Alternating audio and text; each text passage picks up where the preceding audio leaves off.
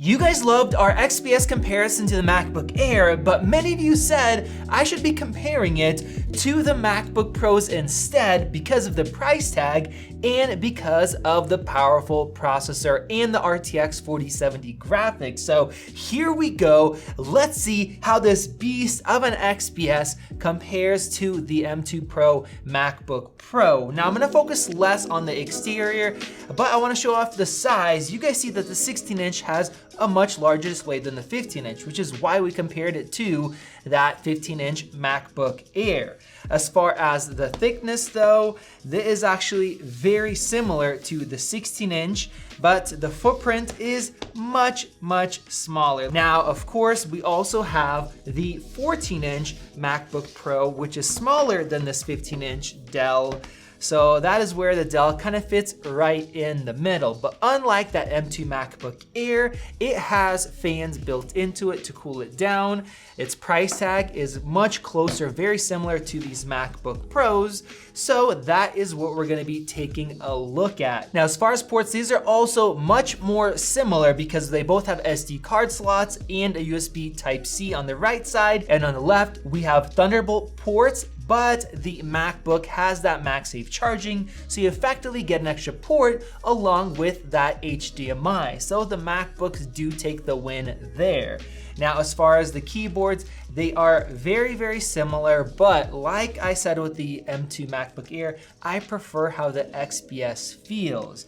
But as far as trackpads, that is where the MacBook Pros do take the win with that magnetic trackpad. Looking at the full specs side by side, the MacBook Pro is more expensive by about $250 if you spec them out the same. And if you're looking at the 14-inch instead of the 16, then we have roughly a $50 difference. Now for this comparison, I'm gonna stick with the 16-inch because I think it's a little bit closer. It's spec'd like the XPS. And I wanna start covering the speakers because the XPS trashed the M2 MacBook Air, and this is gonna be a lot more fair of a comparison with the front-facing speakers here. And this one has similar thickness, so it has more room for those speakers. So let's take a listen.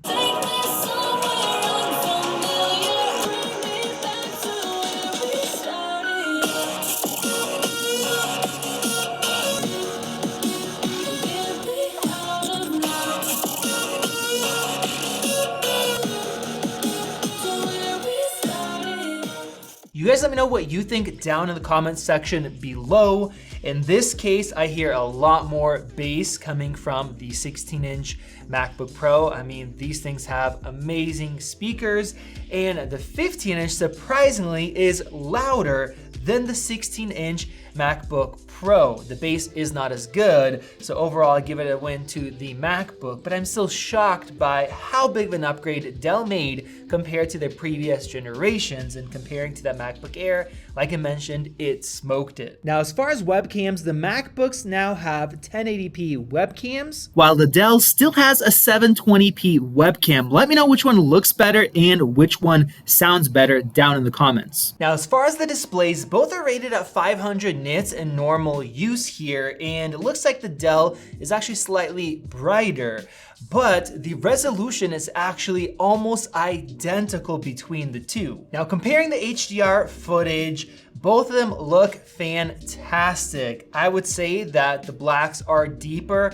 especially when there's mixed lighting, because we have an OLED screen with the XPS compared to the mini LED screen on the MacBook, which means that has different zones. So sometimes you can get some blooming, but the peak brightness is actually higher. So right here, I can actually see a little bit more brightness on the dirt bike over there. But with the Dell, we actually have deeper shadows, and blacks are perfectly black because each pixel is lit up by itself, and you don't have any risk of having blooming issues. Now, in the past, when we compared OLEDs to the mini LED previous generations, they didn't get bright enough to really compete. But the HDR on these new Dells, the OLEDs, they look really good and they get much brighter than before. Getting into performance, you guys saw how fast the Dell's SSDs were. They smoked them to air, but this time around, the MacBook Pro is very similar, slightly faster, both on write and on read speed, so it's a much more fair comparison. Now, comparing CPU performance, our MacBook does take the win, both in terms of single core by just a little bit, and this used to be a huge difference, and in multi-core, we have a difference of 2,300 points. Now, of course, this is the unbinned M2 Pro. If you were to save about $300 and get the binned one with a 14-inch, well, then you're getting a much better value than the XPS. But with that said, this score was having the XPS plugged in.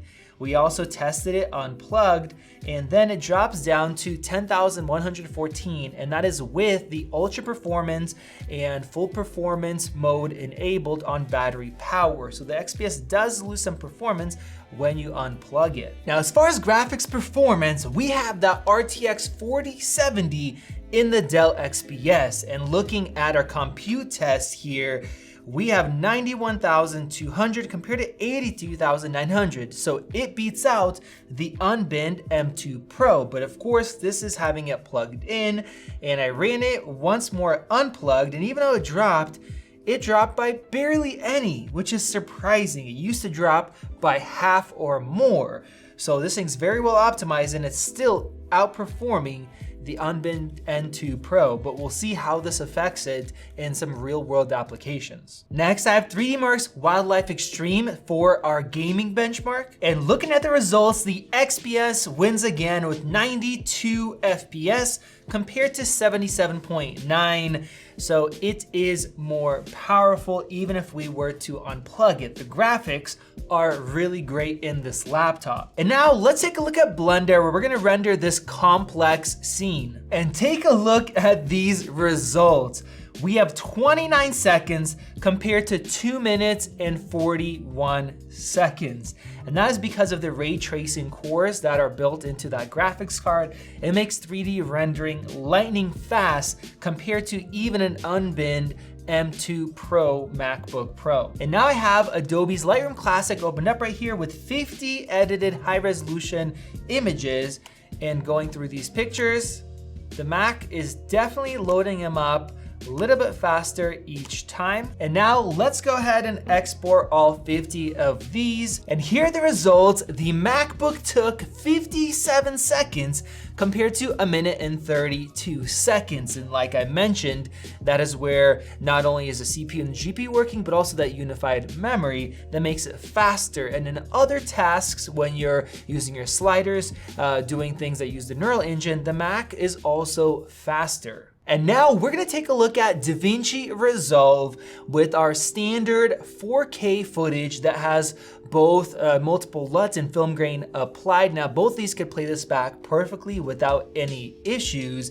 And in our comparison with the M2 MacBook Air, I was just really surprised how that, with the special media encoder media engines that Apple has, that the XPS still did a great job. And now let's go ahead and export this 5-minute project. And while this is going, if we look up top right here, the RTX graphics card in the XPS is actually encoding this slightly faster than the M2 Pro. Oh, it's actually slowing down a little bit. I don't know if it might be throttling. I hear the fans kicking up quite a bit. And for our results, the MacBook took 1 minute and 20 seconds compared to 1 minute and 33 seconds, which is interesting because in our comparison with the M2 Air, the XPS actually got a better result, slightly faster than this one. So it could be just because of that throttling. Of course, we did hear the fans kick up. It did get louder. It was running hotter, whereas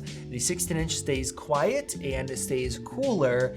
And if you were using the 14-inch that had the same exact specs, well, it would actually run hotter, but the performance would still be the same. And now we need to talk about the battery life. And this is where we have a big difference because the Mac is gonna get about double the real world battery life. Now, part of that is because we have this display, the OLED high resolution that sucks a lot more power. But the other part is that the Apple Silicon chip is very efficient compared to Intel and NVIDIA that does need more power to get that level of performance. So if you want the best battery life, the Mac definitely wins there. And now for my final thoughts, I'm just really surprised by how much Dell has improved their laptops and how Intel and Nvidia have stepped up to get great performance in a small form factor like this, whereas just about a year to 2 years ago when Apple Silicon launched, Apple was really far ahead of the competition. So if you're looking for a Windows laptop, either for the operating system, you need programs that run just on that, which I've talked about that many times, or you prefer this kind of a form factor, now we have some great choices from Dell where a lot of things have been greatly improved, and that is what impresses me. You guys let me know your thoughts down in the comment section below. Click that circle above to subscribe. Check out one of those great videos right over there. This has been Max, and I'll see you in the next one.